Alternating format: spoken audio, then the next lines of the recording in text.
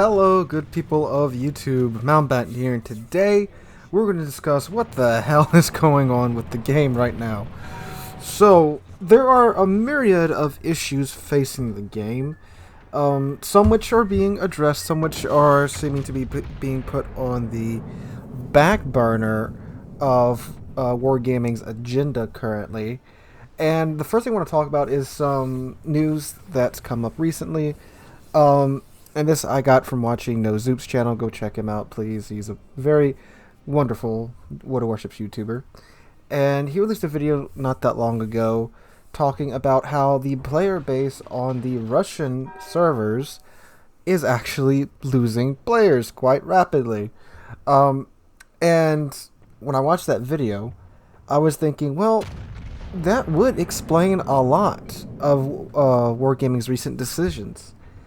And it would explain why we're getting some certain ships, premium ships and techline ships there that have seemed to just come out of nowhere, and some ships that we have been long waiting for that haven't even come out yet, or we haven't gotten any updates on them. It's been kind of radio silence on a couple of ships. So obviously I thought, well, this would make sense with things like the small links and their seeming almost refusal to change it, but then of course it is being removed, so that I can see that going one of two ways. One way is they announced it's being removed to kind of, appease all of us that are very much upset with it. Also, maybe they said it's being removed but in two patches, so maybe they're trying to draw some of their Russian players back on to where they can, grind out the coal for the ship before it gets removed. And then the refusal to do much against the Kremlin. Kremlin got its AA health cut in half, and then its Sigma dropped by 0.05. So again, not very big nerfs to Kremlin. And again, if you're trying to appease your Russian player base, that would be a move you'd want to do. And of course, the frickin' Russian cruiser line split out of nowhere that nobody asked for. That's also a sign of their kind of pandering to their Russian servers as well. And I wouldn't be surprised if before we get ships that have been long awaited to be released, so ships like California, Siegfried, what was the other one? I can't remember it. Odin. All those ships that we have that were announced months and months ago, but we haven't even seen anything about them recently. I think the last thing we saw about California was that her range got increased a bit, and Siegfried and Odin, I can't remember last time we heard anything about them. And I haven't seen very many of those ships in-game being tested at all. I think I saw an Odin once, right after it was announced that it was a thing. I think that's the last time I saw it too. So these ships that pretty much the entire community is waiting for, Odin, a tier 8 Scharnhorst, heck yeah. Siegfried, finally the Germans get a super cruiser, heck yeah. California, the thick girl, heck yeah. But nothing. And it usually takes Wargaming about 4 or 5 months to release a premium ship. That's the normal window from announce time to release date. And that window's come and gone. Alaska, I know she had one hell of a development cycle, but I mean, hey, one of the first tier 9 super cruisers I can kind of understand with her. And Siegfried, 15-inch guns on a super cruiser. Okay, I can see why that one's taking a little while longer. But California, should that really take that long to balance? Same with Odin.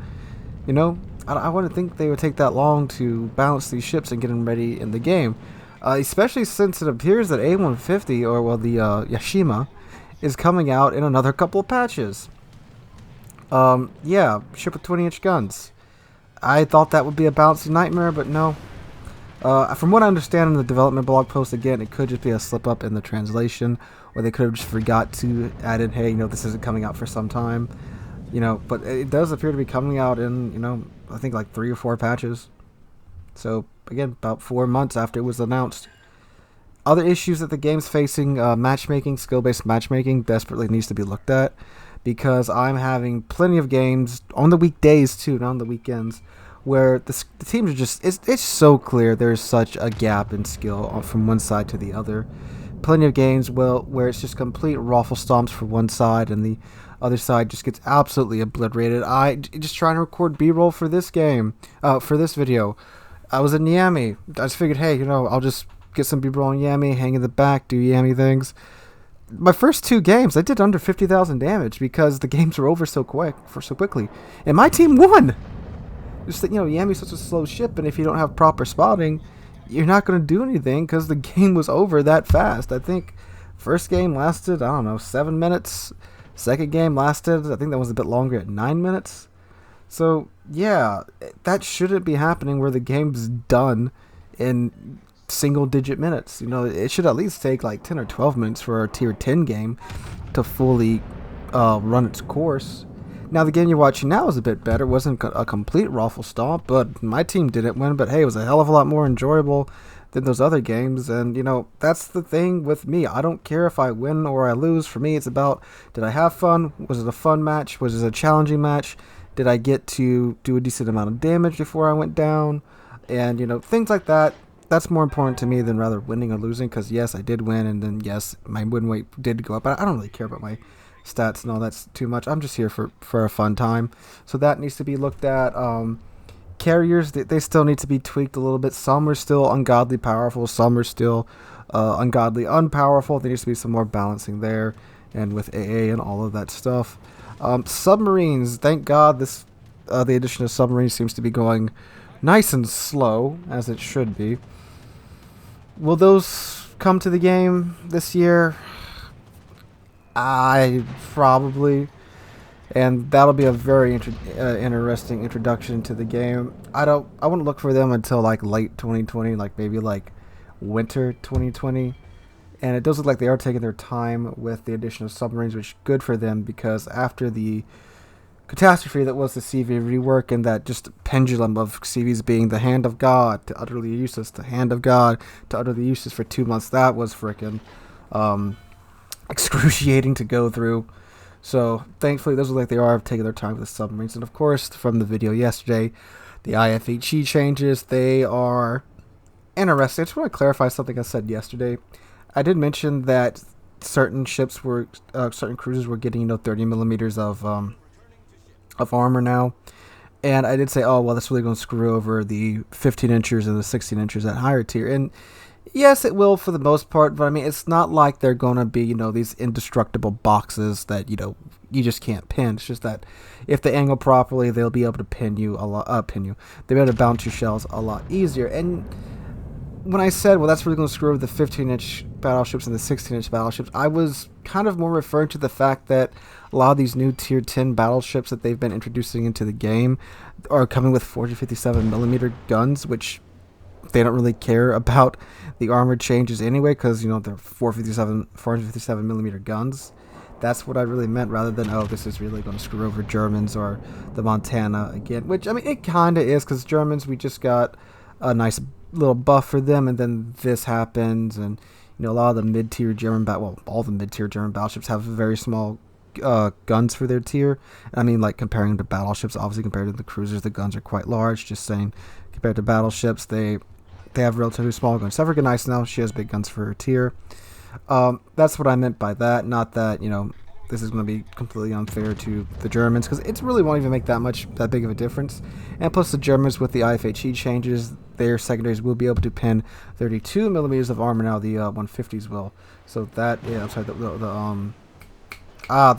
the smaller caliber and both the larger caliber secondaries will be able to pin 32 millimeters of armor, which, hey, there's absolutely no reason to take IFHE at this point anymore in the Germans, so that is kind of a nice little buff there for the German battleships. But yeah, there's a lot going on right now, a lot that I think Wargaming needs to be paying attention to, way more than adding in new ships. I understand, they are a Russian company, obviously they would like the Russian server to be nice and full of players, but I'm not sure exactly what's going on over there. If you are from Russia and you play World Warships, is there a reason why y'all are leaving so much? Because I can imagine why, with everything that's gone down recently.